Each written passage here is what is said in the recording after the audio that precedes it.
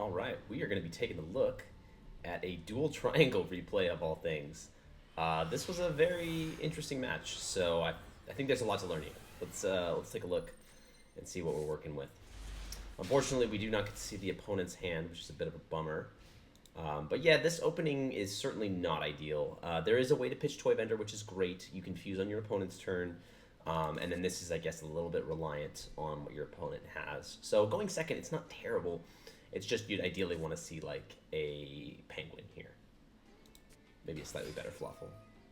So they go for Planet Pathfinder, and I'm thinking, okay, this could be a number of things, you know, basically that revolve around the field spell, whether it's tier or cash or something like that. And so I just figured, you know, let's stop whatever end board is coming my way with whatever this field spell is providing. If they're using Planet Pathfinder to get to it, which they're just going to attribute off to get the field spell anyways, you know, this is a field spell that's going to do some serious good for the deck, and I don't want to have to wait for them to activate it because then I won't be able to pop it in time. So if I can just get rid of the Pathfinder, they'll lose access to their field spell. So go ahead and whale on up here and pop the Pathfinder and protect whale with the scythe. They then imperm, which is hilarious because they couldn't do that while they had a card on the field. So we just go ahead and chain the whale to the imperm activation and get our little power up here.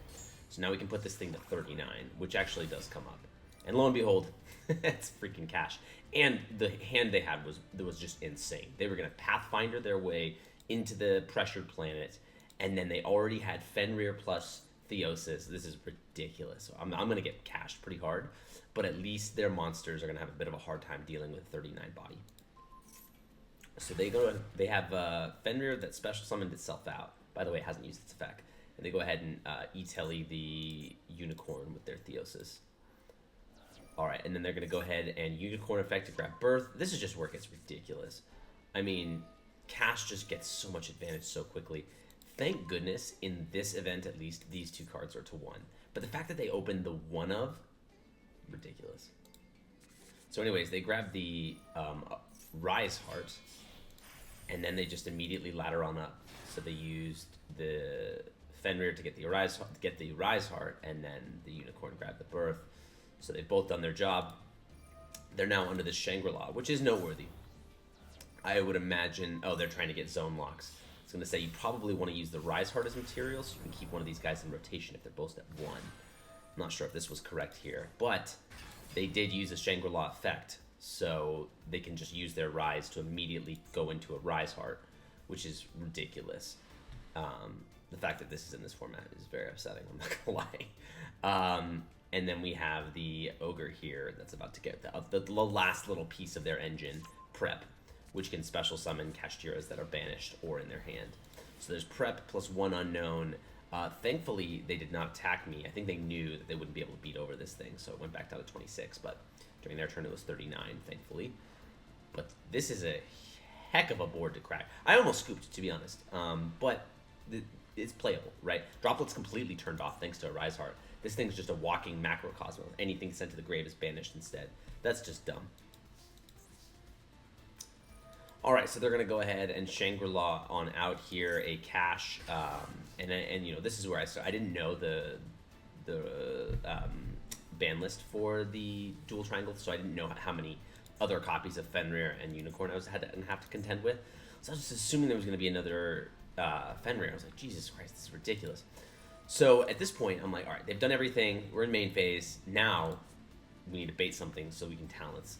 So I go ahead and whale here because this is the least committal thing I can do. I already have this on the field, just to basically force this thing to use its mandatory effect to attach and use a monster effect. So we just go ahead and send an extra copy of the Sabretooth here, and then they'll get their mandatory effect to attach a banished card, and then because I use a monster effect, they will get their Ogre to look at the top 5 cards of my deck and then banish 1 face down. So let's see what they end up hitting here. They've already hit the wings too off of the Rise Heart, which just sucks. There's really no significant draw power. So they go ahead and banish the Edgem Chain, which is fine. And then they did banish face down, so their Shangri-La is going to trigger again and lock one of my other zones, and then this thing's going to use its mandatory effect again because something was banished. And so, yeah, this is pretty rough. So then at this point, I'm like, all right, I have a few options here for this talents. Obviously, they've used monster effects, so I could use this to steal. But what is that really getting me? You know, this thing is still a macrocosmos, so I can't get this toy vendor into the graveyard and get my engine going here. So more than anything, what I really need is some form of removal to get rid of these guys. You know, I'll crash the whale and lightning storm on main phase 2 if I have to, but I need to clear this Arise Heart, and stealing it's not going to cut it. So I need to draw 2 cards basically. And lo and behold, a little bit of protagonist energy coming in here with that Regeki rip right off the top and right on time. So I think I just slap it down. Yeah, and this is a classic, right? And there is a misplay, so I think it's good to call this one out here too. When we Regeki, we're going to destroy all of their monsters, right? We love this card. But Shangri-La does have a way to protect itself. Battler card effect, I can detach one material. They can detach one material to protect it instead. So this is where you need to keep the chain on, because once you activate Regeki as Chain Link 1, opponent can do whatever. Chain Link 2, Forbidden Droplet. So this should have been chained to then stop the Shangri-La from protecting itself. Big mistake. I think I realized it right after the chain wasn't on. Pretty rough. So everything gets popped, except for Shangri-La. Then they'll resolve their birth to banish, and at this point, yeah, hitting... Oh, this is when the wings get banished. Okay, so I do have an opportunity here to drop it. I don't have to drop it right now, theoretically. You know, they have the cache name, so this birth is going to resolve regardless. But now that they don't have their banished guy on the field anymore, this annoying guy, I am free to use the graveyard again. So I send Toy Vendor now. I think I could have waited, basically, but... Yeah, we are able to negate the Shangri-La, and so... Oh, this was why. I mean, I could have done it in response to this activation here. But basically, it's going to lock another one of my zones, so I need to stop that.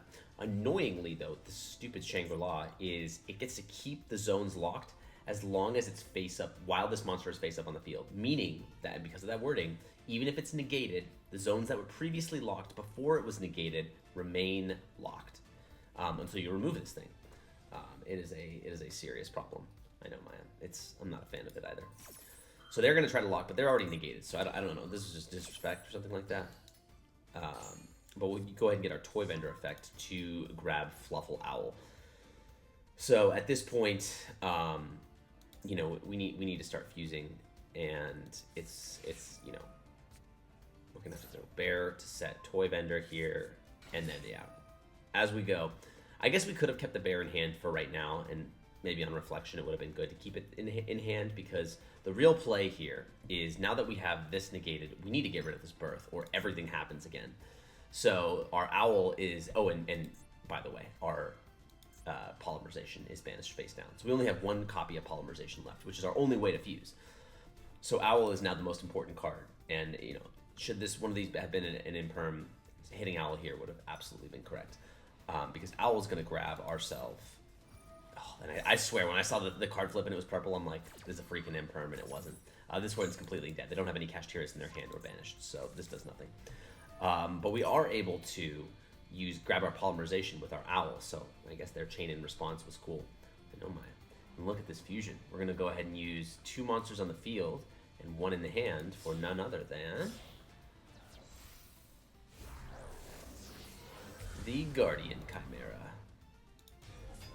So this is great, because now at this point we have a way to deal with the back row. I don't care about this preparations, but we need to get the Shangri-La off the field, because this thing's going to just activate in their standby and keep their engine rolling, and we need to get rid of the birth. So those are the first 2 things that are getting popped. And thankfully I get to draw 1, because I used 2 on the field and 1 in hand, so it means pop 2, draw 1.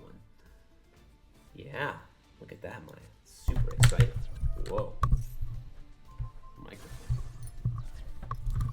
I know, we're exploring. Maybe we use our Explorer energy down there.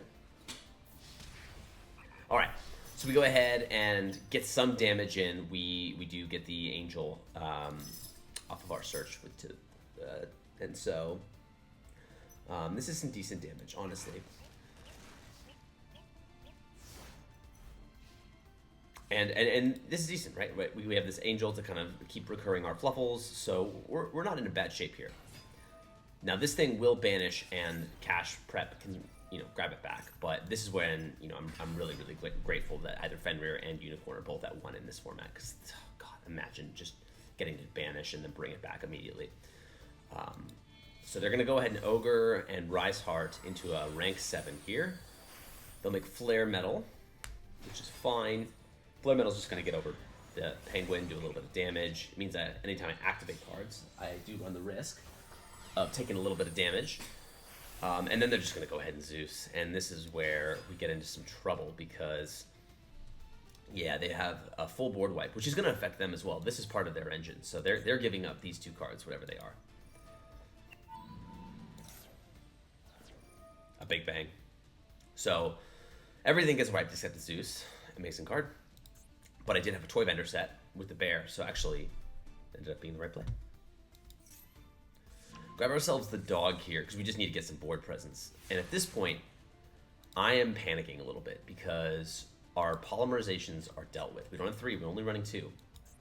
And so we have 1 poly in the grave, and 1 in the face down banish, which is completely inaccessible. There is 1 part of the Fluffal engine that allows you to recycle poly from the grave, which isn't just Angel bring back Owl anymore, because that's done. Angel's taken care of. There's no way to get that one back. It's in the extra deck now.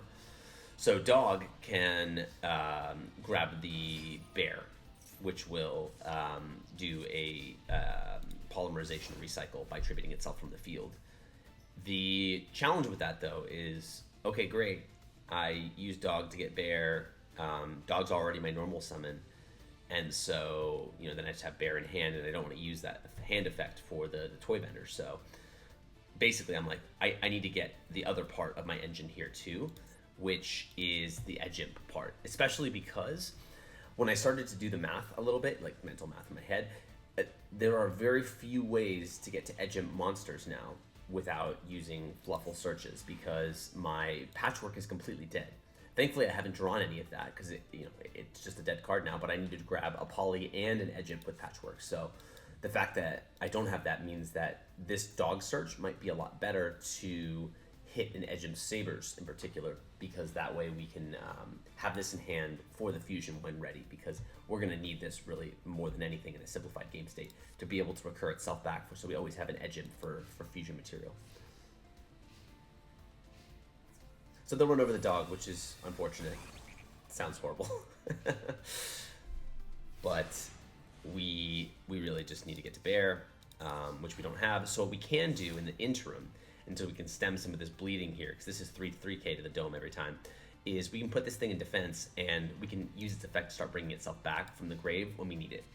So right now it'll serve as a blocker, which is fine. We'll definitely take that. And we get to keep Penguin in hand, because theoretically this could be a negate with Orange Light. But alas, there is a god, because we get Fluffal access with our Foolish Burial Search, sending the Toy Vendor searching. Of course, grab the bear. Now this is the cute trick. You normal summon the bear and tribute it off to grab a poly from grave. So this is a recursion you have available to you in Fluffals. And then your Edge Imp, we're able to just put back the dead card, which was the Herald anyways, and go for a polymerization. So I think what I could have done, I had a few options here. I could have done the Whale and dumped, which would have dealt with one of these two, and would have shuffled the top card of my deck. But I want to threaten both, because if this is another prep or something like that, that means that's engine for them. So I'd like to just clear the board and put them on have nothing.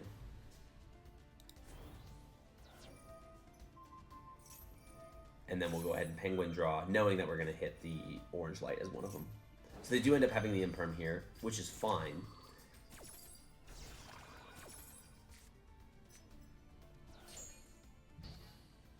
So yeah, now our guy does nothing. Oh well. We still have Bear in hand, which, is going to be our access. So we're running a little low, but thankfully they don't have much either. So it's a quick pass back over to me after they take care of my guy, and this is great. Now I can fuse without having to use polymerization, just using these two on their turn. So this is where, you know, we're starting to put all the chips on black now, because we need something to hit. So I had to think about this, and I was like, well, I could do this on their main phase 1 and pop their thing before they go to battle. But then, like, you know, let's say they draw some cash that they can bring out. That's then going to, you know, allow them to extend into, you know, another way to beat the whale anyways. And they won't have a monster on their field. So I'd rather just take the 3,000 damage and then, rather than dealing with whatever they're going to set up, which could be even more than that. So now in main phase 2, I decide to use the Edge Scythe plus the bear to bring out none other than the whale. And then we're going to go ahead and clean up the Zeus. And this is where I'm kind of hoping that they're on nothing, because I see the end in sight, and I'm like, if I can just close this game out, we might be in business. And so sure enough, I go for it, and I'm like, well, there's nothing here, and I see no way of them, besides playing like enemy controller or something with this face down, of stopping me. So I wait until the damage step to power my guy up, because I do need to get to 3k. Send a dead patchwork. Boom. Right to the dome. Crazy match. I just think they ran out of resources way too quickly, and their Zeus of getting rid of their own guys was definitely not great. I was not a fan of missing the timing on the droplet to use my Raigeki as material for it, but alas, we persevered nonetheless and won despite everything.